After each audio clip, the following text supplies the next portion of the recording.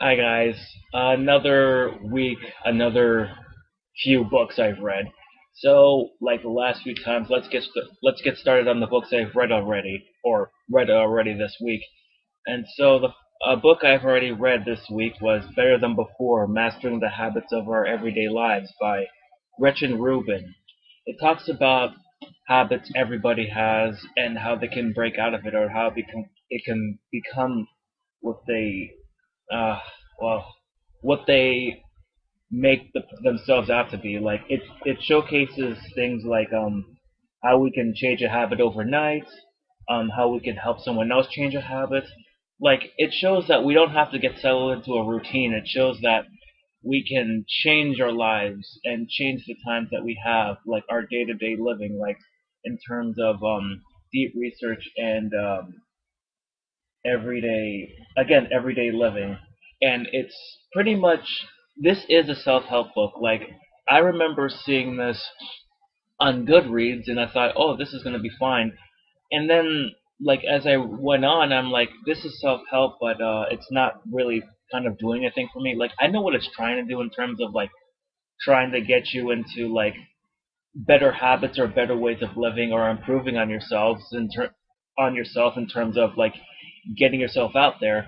But for me, it's more what I felt like in Bold and Beautiful. Like I did finish this book, I did finish it, but again, it's not for me because my routines in terms of habits have not changed a whole lot. But it's fine. It's a decent book. Like it answers questions like willpower and decision making, and I can get a lot of that. Like I understand what this book is trying to do. It's just not for me right now. Like reading it seemed like it was, sometimes I thought it was fine, and then other times I'm like, this isn't for me. So yeah, it was a mixed bag, but at the same time, I could recommend anybody who wants to like break break out of their like everyday routines or mastering their habits or whatever. Um, I could recommend it, but it's gonna be a kind of like recommend. I wouldn't go back to this. Uh, it's an okay book if you want it, but it's fine. Another book that I've read already was 5 Feet Apart by Rachel Lippincott. Lippincott. I'm sorry, I'm mispronouncing the name. I can't really read out loud. I can only read in my head. And this is about two people who are in a hospital and they suffer from a disease. One of them is Sebrius fibrosis. I can't pronounce it. Sebrius fibrosis. Let me see. Like she has the main character, who's a female, has problems with her lungs, and she's been going in and out of hospitals for most of her life. Like she she really wants to like get out of the hospital and be with her friends, and she keeps missing important things like field trips or whatever. And it's kind of getting like it's kind of getting to her in some ways. Like she stays positive. She spreads the disease through, like she gives information about the disease that she has on her YouTube account or YouTube channel, and people watch her and they support her, and she supports them. And meanwhile, there's this young man who crap. He's also sick too, and and then he meets this. He's pretty much like a male free spirit in some ways, but at the same time, like he doesn't think he wants to get better because his mom is pushing him to try these new medicines, and he doesn't want to because it's like, well, when I'm 18, I'll get out of here and I'll do whatever I want, not knowing like, if like what's best for him. His mom knows what's best for him, but he's so tired of being in and out of hospitals that it's pretty much getting to him too. And then he meets this main character, Lily, Stella. Shit. Oh my god. I just woke up. This main character, Stella. Yeah. He meets her, and it's the usual, not the usual, but like they get along. But a nurse doesn't want the nurse doesn't want them to be together, like touch each other, because if they're less than 5 feet apart, it's pretty much dangerous to their health. and the nurse doesn't want that to happen. But I don't want if you're gonna read it, I don't want to spoil anything for you. But this is actually a good book. It actually made me laugh. It actually um, got me invested in the characters a little bit, even though like it goes through the arguing, like the people like, okay, I see this girl, I'm interested a little bit, we'll be friends, and then everything's against them, and then they say why the hell not, and then something happens, and then they break up, and then they come back together, and then it's the usual. It's kind of the usual thing, but sometimes it's fine if it's done differently. And I feel like this is done differently, and it is bitter. Oh, yeah. It is bittersweet. This is a very bittersweet book, but like it actually promotes a lot of things. Like you don't have to be afraid to get help in terms of like what you're fighting, whether it is like a terminal illness, which is pretty much what the main characters have, and like it's terminal, and they're both really sick. It's just that they want to be together, but in some ways they can't because that will make me even more sick. And so yeah, I recommend this. Like as I read, like I did kind of read this book wrong in terms of the plot summary because I thought it was like a supernatural thing or a fantasy thing where a girl actually doesn't have working lungs, and at the same time, because of that, she can't touch anyone because if she does, something bad will happen to them. And I read that synopsis wrong. It's pretty much like a really sick girl who can't touch anybody at the hospital or people who have the same disease as her because it'll add to complications. And okay, okay, so it's this. And then I realized, like looking at the book, like it's gonna be a major motion picture coming in theaters in 2019. I didn't know that until I got the book at the library on Monday. I like to say Monday, yeah. And yeah, I recommend this book. It's actually a decent book. I don't know what to say about it except I think you should go read it before the movie comes out so you could complain or praise what they changed about the book and what they didn't. And another book I read is called Autobiography by Christina Lauren, which I bought 2 years ago. It's about a young man or a young boy who moved to pretty much Mormon society, and this young man is bisexual. The only people who know about his bisexuality are his close family, like his mom, his dad, his grandma, or yeah, one of his grandparents, and his sister, his youngest sister. And they go to a and he they go to a school, and at one point, a friend of his who doesn't know he's bisexual actually gets him to go to a program that pretty much it's a seminar where they just write like they have to write a story or a novel by the end of the term, and so they can actually like I don't know improve their I forgot they can improve their grades, I think, like get better like ways of communication or connections. I think I oh god, it's been a few days and I've read a few books. It's kind of going over my head, but I did really enjoy it. And so one day the main character actually is thinking about what's right when he sees this young man who actually was part of this seminar a few years ago, and he's actually a full-fledged writer. And the moment he sees this person, it's like pretty much love at first sight.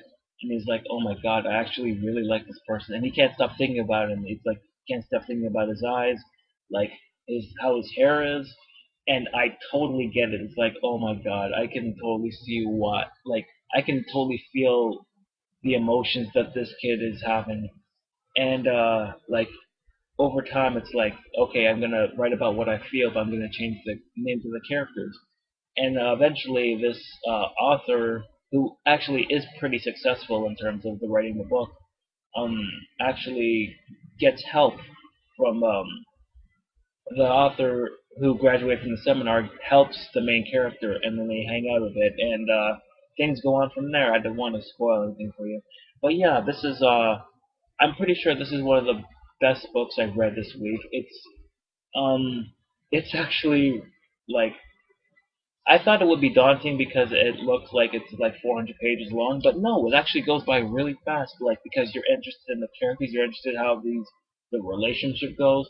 I actually do appreciate the fact like it's like it's a young adult novel that has characters questioning their sexuality, and like you can understand why the main character is hiding like his sexuality away from people outside of his family. Like his family is totally supportive, and sometimes that like you can understand why they're actually a little bit concerned about where their son is going, and like in terms of like his feelings towards this person. And it's like, yeah, I can see why, but at the same time, you just want to root for both of them to actually just like get on with like their feelings with each other and not kind of pussyfoot away from it. So yeah, I this is pretty much my second time reading this, and I actually really want to like read this once more or again, but it's pretty much time's up for this year because it's January, and I have a ton of books that I want to read at the same time. So yeah, Autobiography,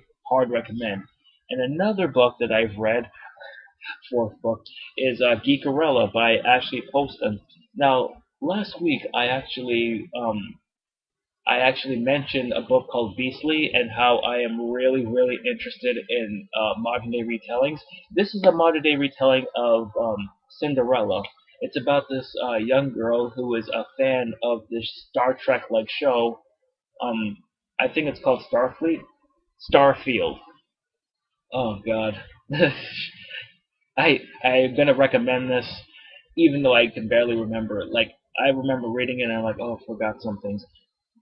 She's a big fan of this show because her dad was a really big fan, but he died after marrying somebody else after their mother died. She doesn't remember her mother because she died really young.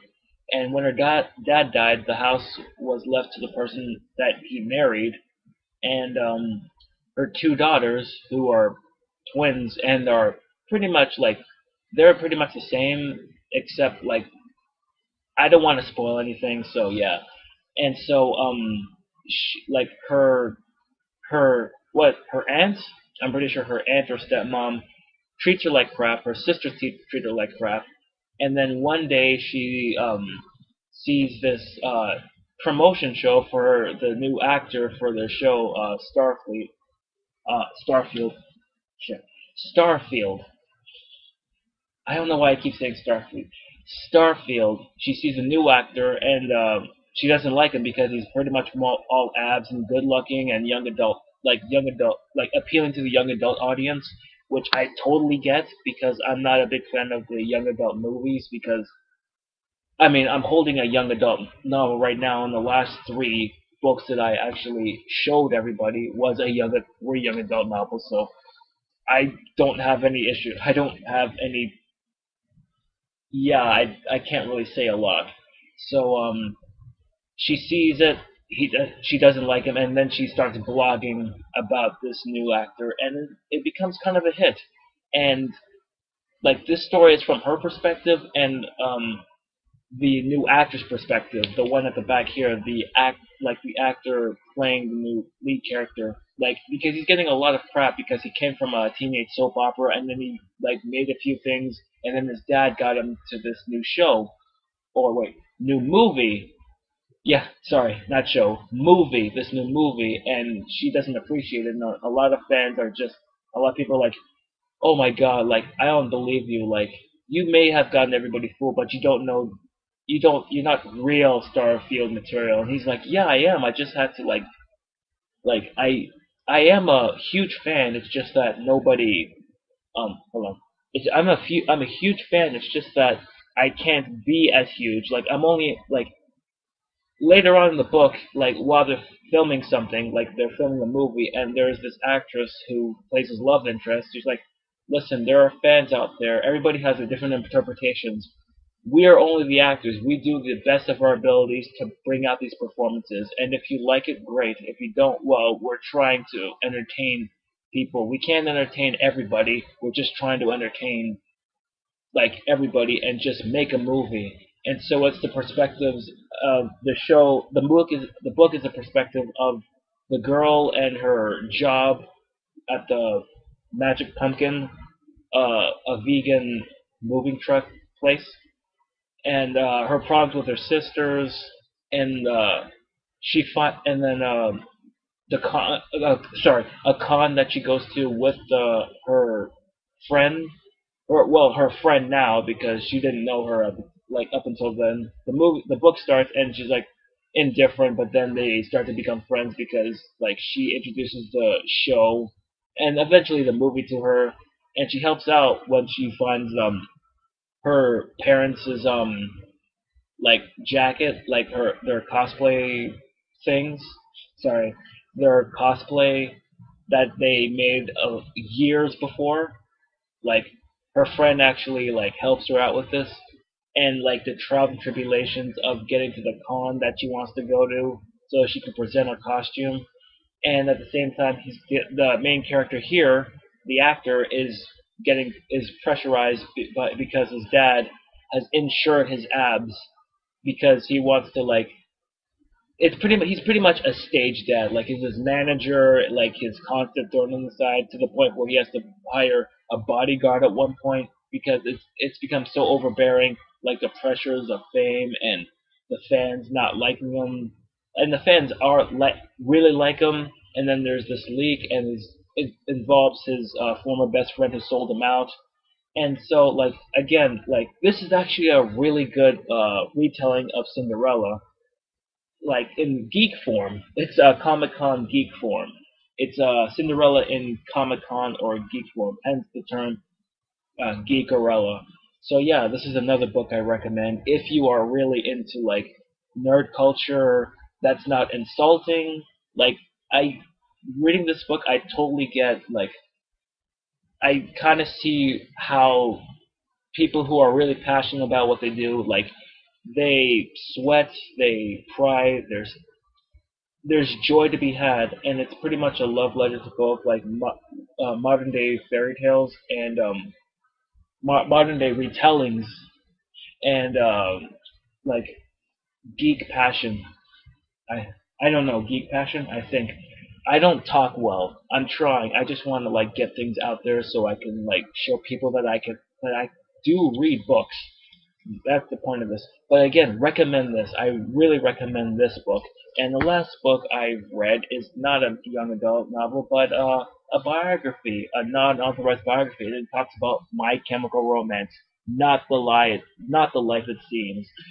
As you can see, I'm a My Chemical Romance fan, and this is what I wore in season 4 of the music video show. And I bought this book last year.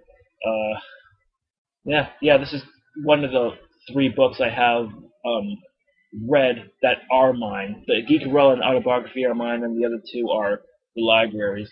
But I really enjoyed this book. Like I liked the band even in high school. Like I got into them um, along when the Black Parade came along. Like that's when I really got into them. But reading this book made me appreciate them really a lot more because they worked really hard to get where they are.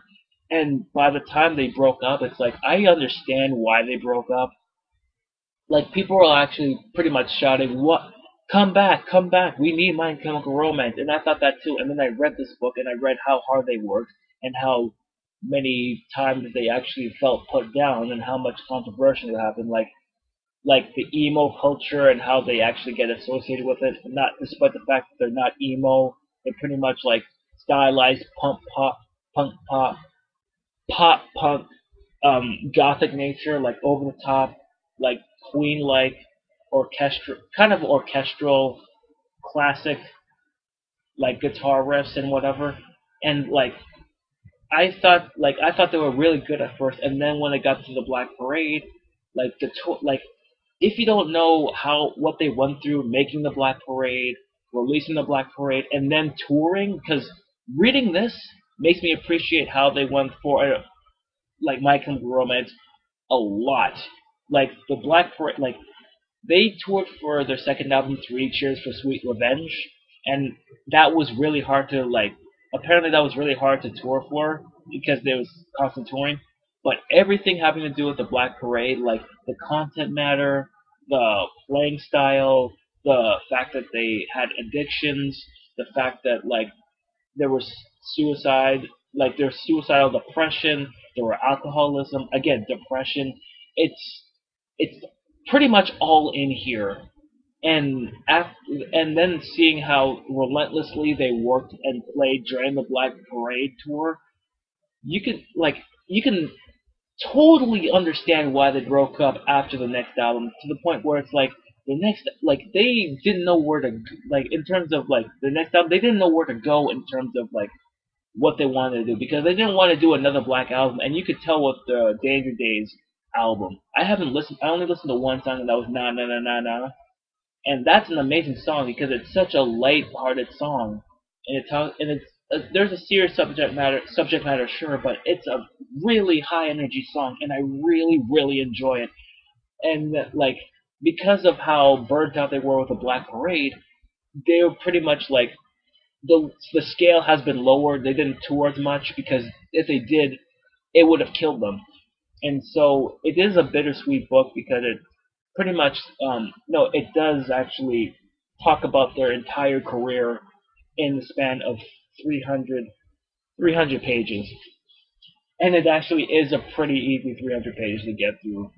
And yeah, if you're a My Chemical Romance fan, check this book out, and you'll see why I understand why My Chemical Romance actually like didn't like broke up, because like I don't want to spoil again. I don't want to spoil anything for you. I'm pretty sure you saw Gerard Way's like post about why they broke up, but it actually they totally deserve it. Just like Rush and all those, like after years and years of touring and making music, Rush finally retired and broke up. It's like you can see why these guys broke up, because if they kept going, they would have went